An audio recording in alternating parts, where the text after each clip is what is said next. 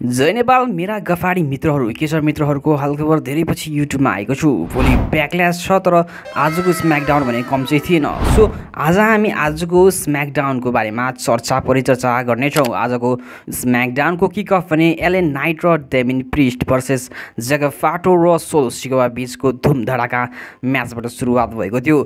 यो बीच थुप्रै रेस्लिङ मुभ्सहरू हामीले देख्न सक्यौँ र यस ट्याग टिम भिडन्तमा भएको अन्तिमतिर एले नाइटले झुक्क्याएर डेमिन प्रिस्टलाई ट्याग लिन्छन् र आफू रिङमा छिर्छन्। रिसाएका डेमिन प्रिस्टले भने मुरबुर्दै बाहिर निस्किन्छन्।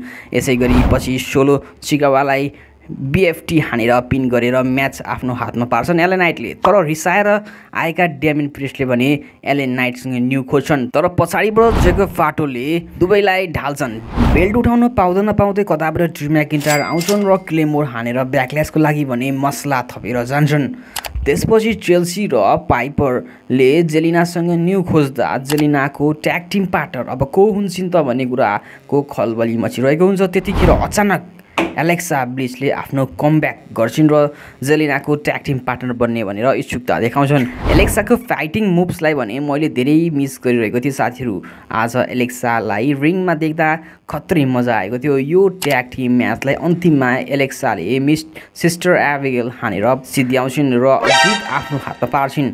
मलाई लाग्छ एलेक्साले जेलिनासँगको उनको रहेको युनाइटेड स्टेट च्याम्पियनसिपमाथि आँखा गाडी रहेकी छिन् र सम्भवतः हामीले यी दुईजनाको सिङ्गल म्याच पनि भविष्यमा देख्ने नै छौँ। रेसलमेनियामा टिफनीसँग हार बेहोरेकी सार्लेटले आज स्म्याकडाउनमा आफ्नो रिच पोखिरहेकी हुन्छन् र टिफनीलाई फेरि च्यालेन्ज गर्छिन् र केही स्टेटमेन्टहरू दिए। सार्लेट निस्किन नपाउँदा जेड कार्गेलले त्यहाँ उनलाई इन्टरफेयर गरिदिन्छन् र दुईजना बीचको आँखा जुधाई दर्शकहरूमाझ उत्सुकता बढाउँछ र जेड भन्छन् तिम्रो समय गयो सार्लेट र तिमी अब लाइनमा बस। र त्यसपछि यसरी जेड कार्गेल भर्सेस नाया ज्याक्सको नम्बर 1 कन्टेन्डरको लागि म्याच सुरुवात हुन्छ। जित्नेले ब्याकल्यासमा टिफनीसँग वुमेन्स च्याम्पियनसिपको लागि म्याच खेल्न पाउँछन्। दुईजना पावर हाउस जेड र नाया उस्तै हाइट भएका लगभग उस्तै शक्ति भएका फिमेल सुपरस्टारहरू हुन्। यी दुई पावर हाउस बीचको भएको भिन्नताले हामीलाई खतरा म्याच दिनलाई करिब सक्षम भयो। तर अन्तिममा नायामीले आएर जेडलाई डिस्ट्र्याक्ट गरिदिन्छन् र यसरी नाया ज्याक्सले डिस्ट्र्याक्सनको फाइदा उठाएर जेडलाई आफ्नो फिनिसिङ मुभ हानेर पिन गरिदिन्छन्, जसकारण उनी अब टिफनीसँग ब्याकल्यासमा खेल्ने अवसर पाइरहेकी हुन्छन्। मलाई लाग्छ जेड र नाओमीको फ्युड भने अझै पनि सकिएको छैन र यी दुईजनाको राइभलरीलाई डब्ल्युले अझै लम्ब्याउने छन्। आजको स्म्याकडाउनमा भने team Fraxiom versus team street प्रफिटलाई नन टाइटल म्याचमा देखिएको थियो र त्यस अनुरूप दुईवटा टिमको भिडन्ता भएको थियो जसमा हाई फ्लाइङ मुभ्सहरू देख्न पाउँछौँ।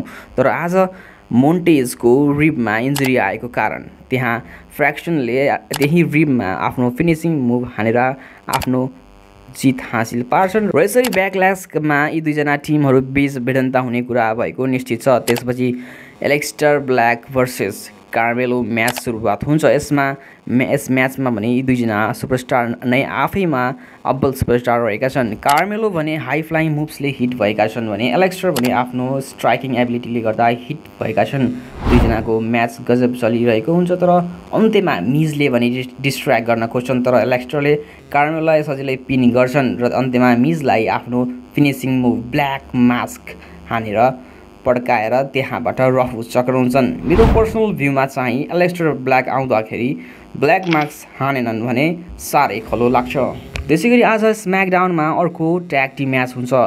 अन्द्राडे र रे फिनिक्स भर्सेस लस गार्जा टिम बीच यो म्याचमा भने हाई फ्लाइङ मुभ्सले भरिएको दमदार म्याच रहेको थियो जहाँ फिनिक्सले स्टनिङ मुभ्सहरू देखाइरहेका थिए। म्याचको अन्त्यमा अन्ड्राडेले आफ्नो फिनिसिङ मुभ हानेर म्याचलाई आफ्नो हातमा पार्छन्। अन्ड्राडे निकै नै खुसी देखिरहेका थिए। कतै सार्लेट फ्लेयर आज स्म्याकडाउनमा आएर त होइन। तपाईँहरूलाई यस विषयमा के लाग्छ साथीहरू? त्यसपछि आउँछ हाम्रो आजको मेन इभेन्ट जुन थियो जोन सिनाको सेगमेन्टहरू, जुन सेगमेन्टमा उनले ऱ्यान्डी ओर्टनलाई खुलेआम चुनौती दिइरहेका थिए र भोलिको ब्याकल्यासमा फ्यानहरूलाई उनको चाइल्डहुड हिरो ऱ्यान्डी ओर्टन मर्नेवाला छन् भनेर गफ लाउँछन्। त्यसै बीच अचानक नक्कली ऱ्यान्डी ओर्टन आउँछन् तर जोन सिनाले उनलाई हानेर पछार्छन्।